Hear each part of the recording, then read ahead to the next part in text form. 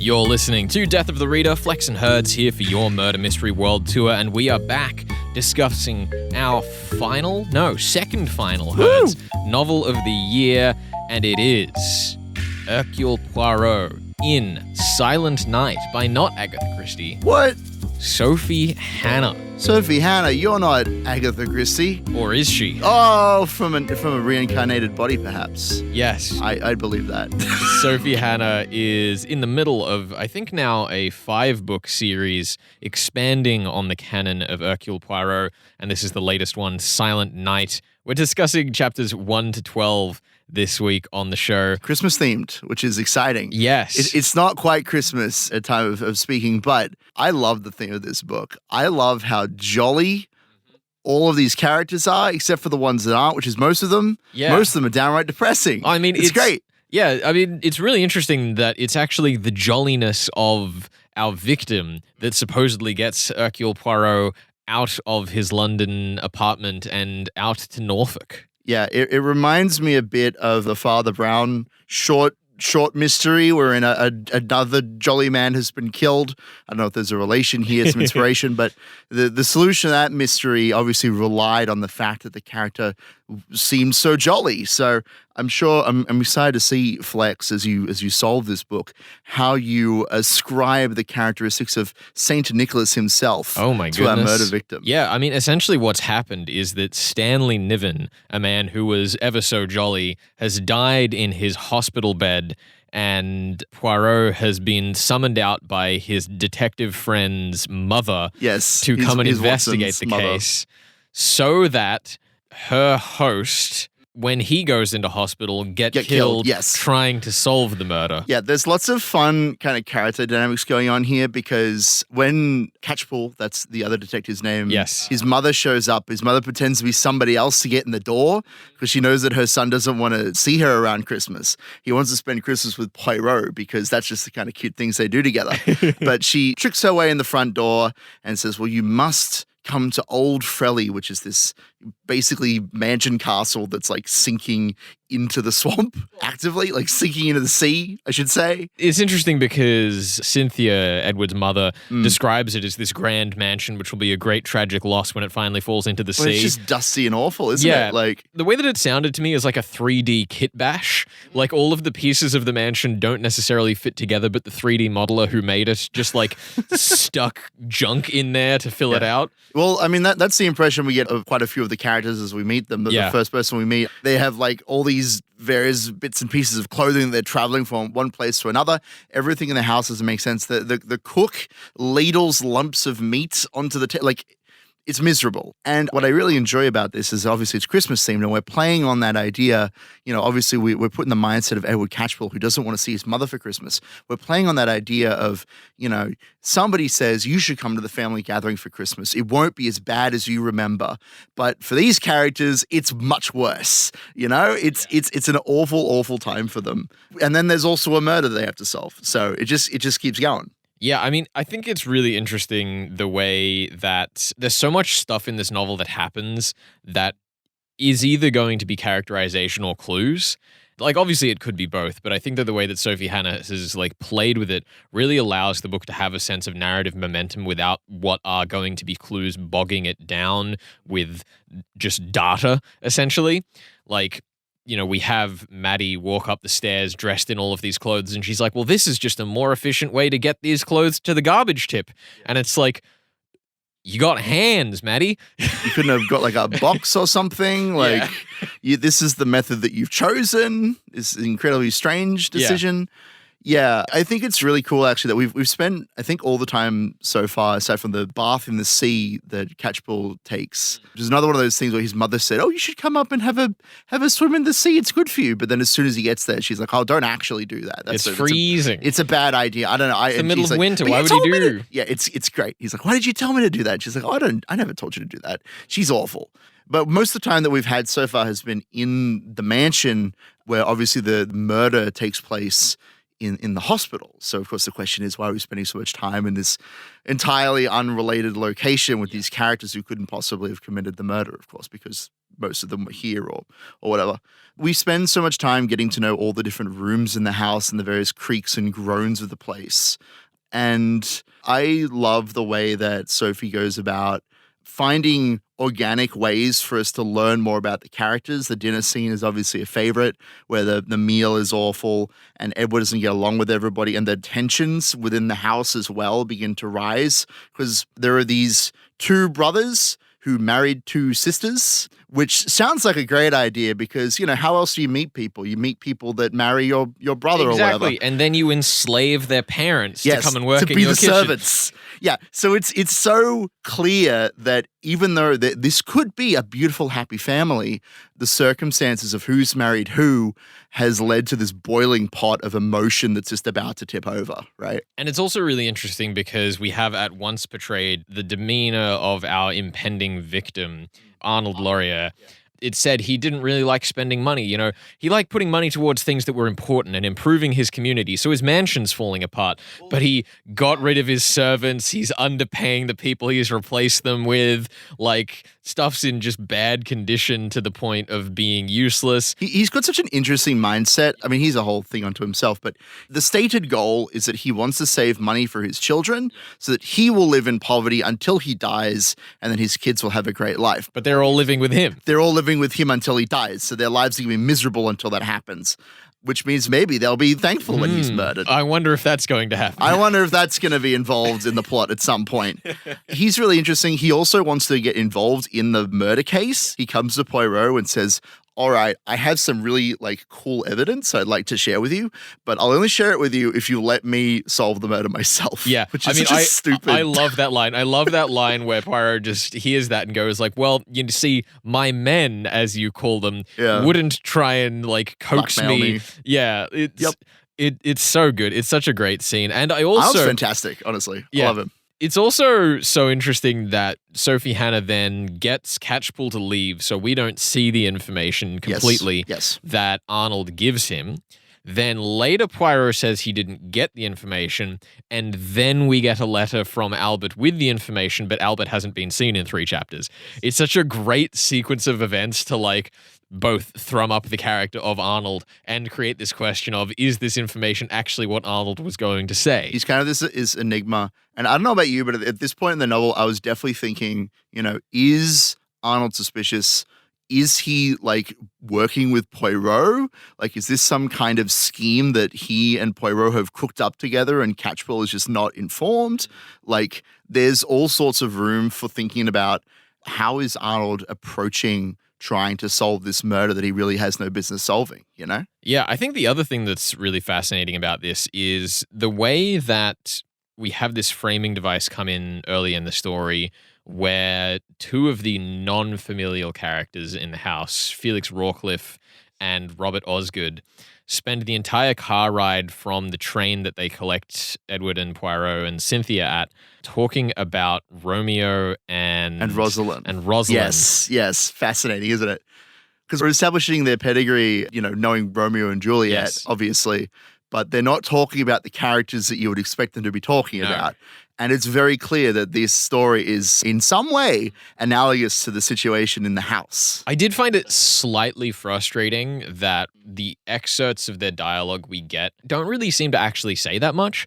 The comments that Poirot makes about, they're clearly talking about the real people and not the characters, it was an inference you could clearly make, but there was nothing that they said that really... I think it's difficult for you, and we'll get into this in the mystery section, obviously, but to pinpoint exactly which characters they're talking about, whether they're talking about themselves or the brother-sister situation or somebody else entirely, we don't really know. There is actually, it's a good thing you brought up these sort of ethereal clues. There is a clue in the book, I'm going to let you know, Flex, that Catchpool calls out as unfair in the text of the book. And I am going to be asking you to figure out what that clue might be as we go. Is that this week or next week? Next week. We'll say next week. I'll give you some more time, but I just want to pre-warn you because I think that'll be a fun one. The thing that's going to be really interesting here is that we have the pretense given that characters go by multiple names. Like, that's why we're talking about Rosalind and Romeo. That's why we have Mr. Hurt His Head introduced. What a great character. We don't know whether that's someone we've met yet or not. Yeah. Like, it's someone who was at the hospital at some point that Arnold mentions in his letter, but this is Arnold's letter that we don't know if it was actually written by Arnold because we haven't seen Arnold since he was probably carted off to be killed somewhere. Yeah. I mean, even then, he gives us two, because Arnold's trying to be very helpful, maybe be very helpful, and he's given us two leads through this letter, one of which is Mr. Hurt His Head, and the other is some poor woman at the post office who didn't want to receive a letter. It's ridiculous. Yeah. Like, the context of those letters is bizarre. Definitely feels like a couple of red herrings, you know? The other thing that's really interesting through this story is that there's a lot of clues that, coming back to that idea of are they character moments or are they clues, the answer is probably yes. Probably both. There's a lot of stuff that's happening to Poirot and Catchpool that falls into that as well. This is true. Like, they're getting really sleepy all the time. Are they being, like, fed knockout drugs in the food by Enid? They were served from the same batch as everyone else. Also, the nightmare the chapter is called Poirot's Nightmare, so we're led to believe that it's a real nightmare. But he says that he heard Catchpool like knocking on his door and shouting for him, and then Catchpool's like, "I didn't do that. What are you talking about? I've been in bed the whole time." Yeah, and then Catchpool says he heard Poirot snoring, but Poirot says that was Arnold downstairs, and that was why he decided to go to bed, because he was happy that Arnold was still alive. It's great. It's great. Like, there's a lot of room on the mystery end for interpreting and reinterpreting these clues as you go through. It's also kind of fun that we're sort of making a ghost story out of our Christmas story. We are. Right? Like, ghosts haven't appeared and no one has suggested ghosts, but everything is, as you say, very ethereal. It's almost like Stanley Niven is like the specter that hangs over the house, dooming it to fall into the sea, which is always a fun sort of metaphor for the degradation of familiar relationships over time. It's good. Yeah. I'm trying to think. There was another scene that really fascinated me. Like, well, I guess it was in the kitchen scene. Sorry, not the kitchen scene. In the dinner scene, where like so much dialogue is happening back and forth between all of these characters. And I love the way that it was laden with information that you could just sail past if you were just kind of cruising through the dialogue. Like, the most obvious one to me, I think, was when Janet refers to her sister as Madeline. When the first time we met Maddie, she was like, "If you call me Madeline, it denotes you as my enemy." Like, that's obviously meant to be a cue for us as the audience. And I think that there's a bunch of other stuff going on in that dialogue scene where I'm going to come back, read that dinner, and go, "Oh, and that was this, and that was this, and that was this."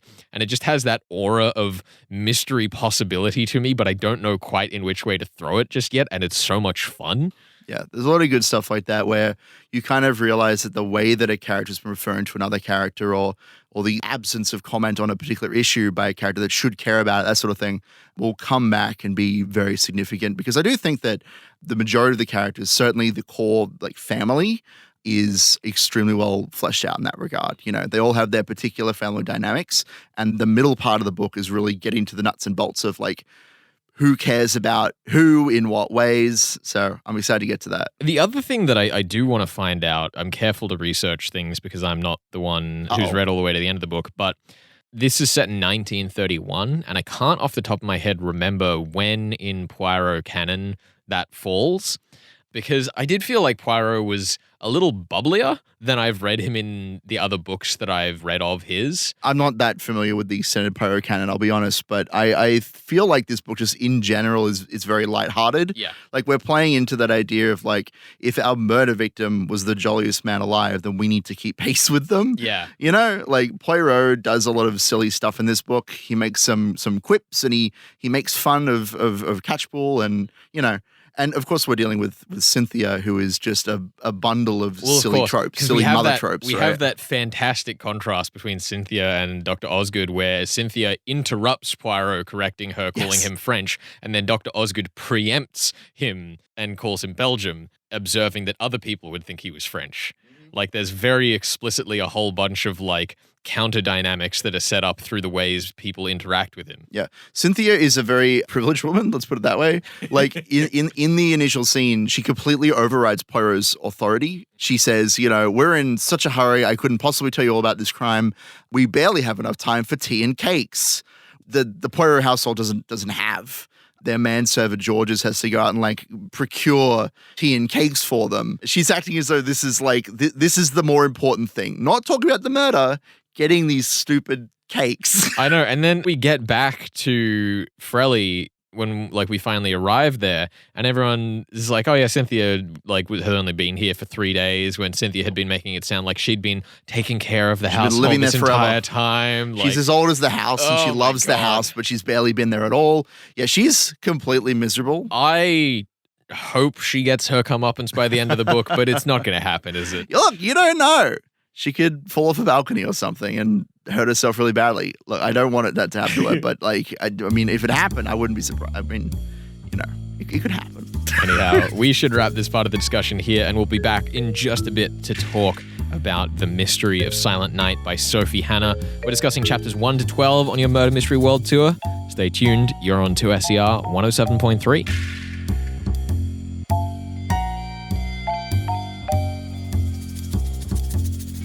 Flex here. You're listening to Death of the Reader. It's approaching the end of the year here on the show, and presumably that means out there in the real world too. This means, for us, review season, where we rank and reflect on the stories we've read through the course of the year gone by. This year, we would love to feature you on review season, so tell us about what you've enjoyed. Head over to 2ser.com/deathofthereader with hyphens in between each of the last 4 words there. That's 2ser.com/death-of-the-reader, and follow the contact details there. Tell us about your favorite trends in the crime fiction you've read this year and what your favorite stories are. It'd be fantastic to have some more voices on the show, sharing the love of crime fiction as we round out a fantastic year. Hope to hear from you soon. Again, head over to the website, 2ser.com, and find the contact details there. We are going to jump back into Sophie Hannah's Hercule Poirot's Silent Night. You're listening to Death of the Reader. Stick around.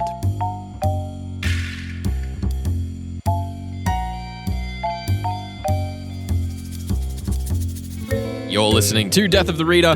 Flex and Herds here for your Murder Mystery World Tour, and it's Christmas time. Woo! Jingle, jangle, jingle. Exactly. We're talking Sophie Hannah's Silent Night, the 5th book in her Poirot continuation series, where we have travelled to Frelingsloe House in Norfolk at Munsby-on-Sea to solve the death of one Stanley Niven and to be around for the death, presumably, of one Arnold Laurier. To stick around for Christmas. If Edward's mother has her way. Oh, goodness.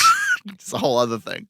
This is going to be a great time. I'm excited. You're probably wondering, why didn't you do the Christmas book as the last book of the year? You'll find out. You'll find out soon. Poetic justice. Poetic justice is the answer. Poetic justice. If you want to hop on our socials and DM us, try guess why we haven't done this as the last book of the year, and you get it right. Tell you what, I'll send you a copy of the last book of the year. I thought you were going to offer points or something, but a book is much more valuable than a point. I would know. A little Merry Christmas gift from me to you. Yeah, we've read up till chapter 12 of Sophie Hannah's Agatha Christie's Hercule Poirot's Silent Night. Too many names. But with Edward Catchpool. But I guess you have to solve this thing. We've had a murder in a hospital in, I don't know if it's like a locked room scenario necessarily, but there are some locked rooms or some closed rooms. We have a couple of leads. There's an angry woman from post office and Mr. Hurt His Head, who may have seen something. Like, I don't know. I guess we haven't even seen the crime scene yet. That'll fall to Inspector Mackle, the best character in the book, to show us that. What are your impressions, I guess? Who do you find suspicious? I just want to say that I am like 90% confident that the actual killer who did the murders is going to be Vivienne. Why? And it was simply because when we get to the letter, which was totally, definitely, absolutely, 100% written by Arnold, just after we'd been told that, father would have wanted that window room so that he could spy on other patients. He would. And lead 2 in the letter says, courtyard or no courtyard, I told Vivienne, I do not mind in the slightest. Now, I'm pretty confident that I told Vivienne there is Vivienne making herself the evidence point for the lie she has told to cover her crime. Okay. That's what I think has happened. Interesting.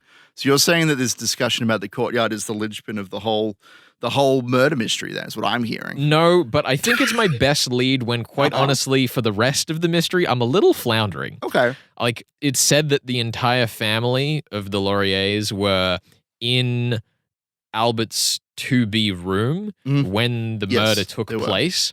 So, in theory, Vivienne has an alibi. I presume there is some way that we can break that alibi, but I don't know it yet. Yeah, the current story that the police are chasing is that it was probably done by one of Stanley Niven's family members, who we haven't met yet, and weren't even in the county. But I hear that they have ironclad alibis. It's just like you say about Vivienne. It's just a matter of breaking those alibis. So, by the same token.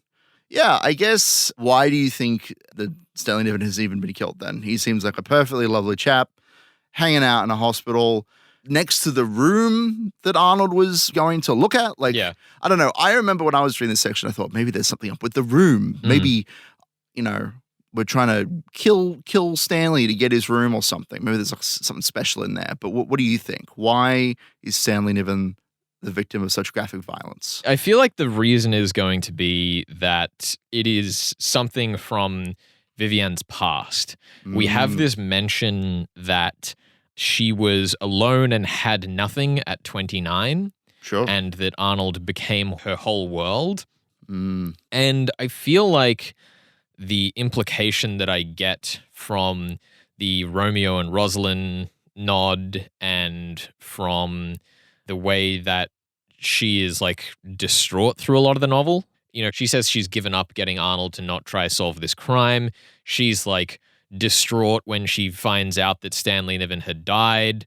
I think it's entirely possible what's happened is she was trying to scare someone from her previous life away from her, accidentally killed him, and is now in the situation of having her husband, who she loves from her current life that she actually likes, essentially hunting her to his dying day. Like, the end of her story with Arnold is going to be that he finds out his beloved wife was a murderer and his last breath is to curse her. So we know the murder weapon, supposedly the murder weapon was a large vase. It's a bit of a strange weapon to kill someone with, to bludgeon them to death. Do you think that this was a premeditated crime, or do you think this is a spur-of-the-moment sort of thing? I want to say spur of the moment. I want to say that I don't think she meant to kill him. I reckon she maybe went to confront him, to say, like, go away, and things took a wrong turn. Like, obviously, he was in hospital. He can't have been that physically capable to have a confrontation at that point, but that doesn't necessarily lock in that Vivienne would have been in control of that situation. Sure. So you're saying you think that Stanley Niven is someone from Vivienne's past? Is that like I think we're so. going with? Okay, cool. I like that. I feel like probably some kind of Santa Claus college. That's the jolly through line. Yeah, I feel like Robert and Felix probably know something about that, and that's why they're talking about Romeo and Rosalind. Talk to me about that, because obviously, like, the thing they're talking about is whether or not the love for Rosalind is more valuable than the love for Juliet, being the first love that has been abandoned in favor of like a love at first sight situation. Yeah. Right? Like, which love is more valuable? Do you think that maybe there's like a love triangle going on? Is that what you're thinking? I don't think so. I think Vivienne is happy with her old life, and like, honestly, it may be that Stanley is like the Romeo character, that he'd like run off with someone else. Because the thing is I feel like if Dr. Osgood and Rawcliffe knew what had happened, they would have just turned her over to the police. So I feel like what's probably happened is that they know about Niven and him running away from this Rosalind character, but maybe they don't know that that's Vivienne. Maybe they know Niven through other things. Maybe that's why Vivienne has like tried to have them around her house, so that she's like got a bit of oversight on the things that they're hearing, to try and like protect this false reality she's trying to create. Maybe. I guess my question is, you're throwing a lot of accusations at at the help, at the people kind of outside of the family, I guess, the doctor and Felix. I don't even remember what Felix does off the top of my head. He has a voice where you can hear the teeth in it or something, I think. That sounds, I don't know. Key bit of characterization. I don't even remember what his job is because like everyone else is like a gardener or a direct relative. I guess, what about the kids, the two brothers and sisters? Are they related to this at all? Are they involved in the crime? Or what's their deal? Like, why do they exist in the story at all? See, this is the part that I'm really stuck with. Okay. Because I think it's very clear that just from the fact Janet calls Maddie Madeline at all. There's some spite there. I think Janet is the antagonist in that situation. Ooh. But I don't know why. Interesting. Okay, I mean, that's fair enough. Look, we haven't seen that much of the four children. Obviously, there's some bad blood between these families and the couples. Yeah. But I don't know that you have enough information to necessarily pinpoint what's going on with them yet. But I'm sure we'll see. I think it's going to end up being that Douglas and Maddie are like the innocent couple and Jonathan and Janet are the evil couple. Sure. And whether that's because they're actually in the Romeo, Juliet, Rosalind situation where like Jonathan was going to marry Maddie and then went for her sister instead, and then like to make up for it, they arranged the marriage of the other two or something like that. Crazy like that, yeah. That would make sense, but I also don't really have much grounds to base that off. I think that's fair. Especially when I'm already using the Rosalind clue elsewhere. But you could always use the Rosalind clue in both locations and make the parallel be the important part, but I don't have anything to rest that on either. I'll tell you, while we're here, so there is actually a list. That's why this chapter is called like a swim in the sea, a bath, and a list. A list of clues, you might say, or things that Catchpool is pondering about. Number 8 is happy men, a recurring theme. We're talking about how Arnold was happy and Stanley was happy. Does Vivian think Arnold might be the next victim of a killer targeting happy men? Why do you think that someone being happy is like significant in the story? This is the other thing I'm really stuck on. Like, obviously, thematically speaking, with the Christmas thing and the Santa Claus and the families being forced back together, I can see why it's aesthetically there, but I can't see morally why it's there quite yet. Obviously, we do have this tone, and this is something that I have neglected to mention other than alluding to it in the first part of the discussion today, is that Poirot and Arnold and Edward all seem to have really messed up sleep as soon as they are around Frelingsloe House. And I'm relatively confident that that is because of either some atmospheric or food-induced effect that is actually causing them to have bad sleep, that is like perhaps something that Vivienne is doing, perhaps in collaboration with Rawcliffe, and that's why they were having that argument on the stairs to buy time to keep the illusion together. Let me throw something at you. You've been throwing a lot at this Romeo and Rosalind business, trying to figure out who it could possibly apply to. Clue number 2, the Dr. Lodger, Robert Osgood, is engaged to be married to somebody. Do you not think that that's the most likely proponent of this Romeo and Juliet situation? Maybe he has an old flame that he's left to be with his new love that he's engaged to? Or do you think that that's a red herring? I feel like Osgood wouldn't be talking about it in code if it was about him.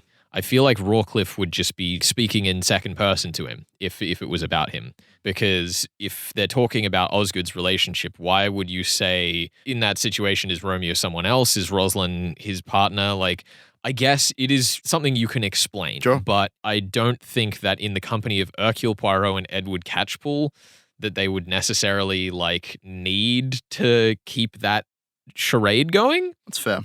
I'm going to posit the theory that maybe they weren't speaking in code, but perhaps were speaking in metaphor in an argument with each other. I'm sure we'll revisit this as we go onwards. Yeah, I mean, that was the same thought that I had as I started saying that out loud. Yeah. So I'm there with you. Because they did say that this was a continued conversation from earlier. It could have been a coded conversation, but I feel like it's a bit of a strange one to suddenly pull up out of nowhere. Yeah. But that's fair enough. I think this has been really interesting listening to you, like, figure out what's going on with the Frelly house as this whole plot sinks into the sea. I'm honestly looking forward to seeing if you can solve this mystery down to your usual level of detail. I'm very excited. And I am, of course, really, really happy to hopefully thwart you. I don't even know if that word works that well in this context, but to thwart you in finding this mysterious clue that Catchpool calls out as unfair and something that he didn't have access to. that somebody else might have access to. So we'll see if you can pick that one next week on the show. We are going to be reading from chapter 13 all the way up to chapter 28, Joy and Guilt. And I hope you'll enjoy if there's any more murder in this book. And we'll see how we go. It'll be great. I'm looking forward to it. And we can decorate some Christmas trees with the family. Oh, no. Dude, this is the best part of the book. I'm terrified. There are so many Christmas trees. You're listening to Death of the Reader, your murder mystery world tour. We will be back with chapters 13 to 28 of Silent Night, a Hercule Poirot mystery by Sophie Hannah. Looking forward to seeing you then. You're listening to 2SER 107.3. Catch you out. There's 5 Christmas trees.